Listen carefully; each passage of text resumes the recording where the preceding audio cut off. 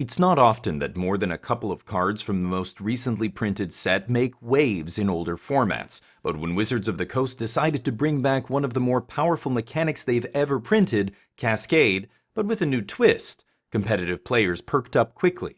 Let's take a look at how the new Discover mechanic is making waves in Pioneer. The new Discover mechanic from the Lost Caverns of Ixalan at first seems like an improved version of Cascade, in that you have the option of putting the card in your hand if you don't want to cast it for free, instead of putting it on the bottom. However, the way Discover is worded means you can't discover into a 0-mana card the way decks like Living End or Crashing Footfalls do, or the backside of a card like Valki, God of Lies, or an adventure like Bramble Familiars. In addition, triggering when it enters the battlefield instead of when it's cast means if your Discover spell gets countered, you don't actually get to discover into another spell since your Discover card never hit the battlefield. Due to this, many players consider Discover to be a weaker version of Cascade, as it doesn't allow you to set up the type of degenerate plays that define modern and older formats. However, this past weekend showed us that perhaps Discover is still capable of doing some pretty powerful stuff in older constructed formats. The latest Magic Online Pioneer Showcase Challenge happened on Sunday, and to the surprise of almost everyone, two as yet unknown Discover-based decks came in first and second place. Let's take a look at a couple of the ways players are leveraging the new Discover mechanic into tournament victories in Pioneer. Coming in first place in the Pioneer Showcase Challenge was 5-Color Control, a deck typically built around the power of the Tri-lands, giving you a plethora of colored sources for your spells, and making Leyline Binding cost only 1 mana most games. However, this version decided to lean into the synergy between new Discover Planeswalker Kintorius Khand and the various clone effects that can copy a Planeswalker, like Spark Double and Clever Impersonator. Because the clone effects only cost 4 mana, Kintorius can use his -3 ability to discover 4 and hit one of these clones, copying the Kintorius to allow you to do it again, but more importantly, triggering the Planeswalker's static ability to drain your opponent for 2 damage and gain you 2 life each time you do it. This means the first Kintorius will effectively hit every clone effect in the deck, one after another, from just one -3 activation, dealing massive damage to your opponent and gaining a ton of life for the Kintorius player. The trick here is to carefully build the deck in such a way as to guarantee that you always hit only the clone effects, which all cost 4 mana. This means not playing anything else that costs 4 or less mana, which may sound like a losing proposition, but is actually quite manageable. This is accomplished by playing cards that technically cost more than 4, but have alternate casting modes or discounted mana costs so that you can still interact with your opponents, make land drops, etc., all while keeping your Kintorius combo intact.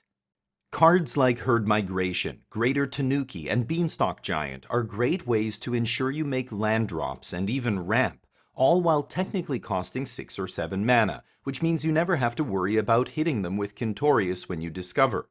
Removal spells like Leyline Binding, Virtue of Persistence, Trumpeting Carnosaur, and Consign Oblivion can all be cast for 1, 2, or 3 mana, but are technically 6 and 7 mana spells as well, meaning they also won't interfere with your combo.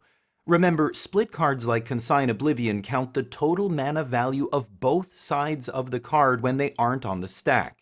In addition, since all these other spells technically cost 6+ mana, Trumpeting Carnosaur can only discover into a copy of Kintorius Khand or a clone effect, which will copy the Carnosaur and discover again, eventually finding Kintorius or just another clone effect to keep the chain going and digging for one.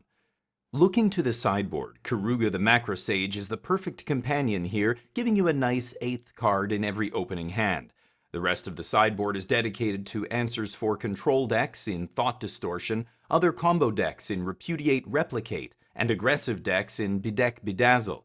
Naturally, these options were selected for their casting costs, ensuring the deck sticks to its game plan of nothing costing less than 6 mana in order to preserve the combo.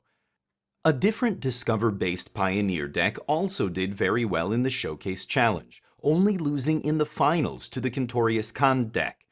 This version only plays 3 colors, the Grixis shard of blue, red, black, in order to set up a birthing pod style chain of upgrading your creatures into something larger, starting with the new Geological Appraiser and ending with Galta Stampede Tyrant. Wait, what? Let's break it down. The deck's main plan is to cycle a treasure-making card on turn 2 in order to cast turn 3 Geological Appraiser, which we'll discover into only one of 2 possible spells in the deck. Glasspool Mimic, which discovers again, since it clones the Geological Appraiser, and inevitably into Eldritch Evolution.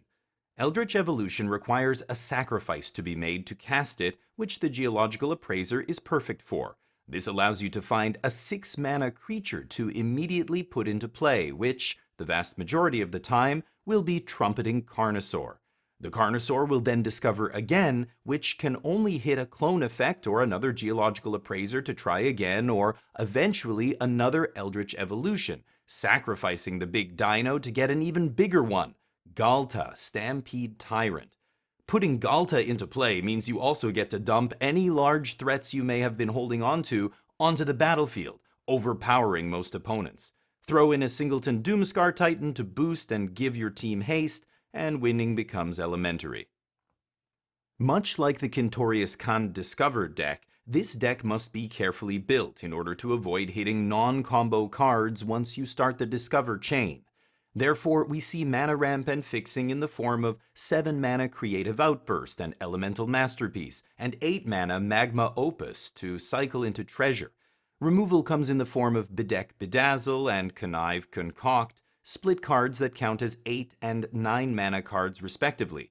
In the sideboard, we see a ton of cards for the control matchup in counter spells like Mirror Shell Crab that technically cost 7 mana, the devastating Thought Distortion, as well as Cavern of Souls.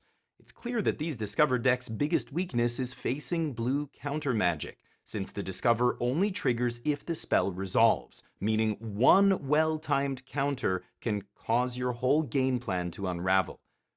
These results have shown that Discover-based combo decks, albeit a bit clunky and untuned, can be very consistently powerful.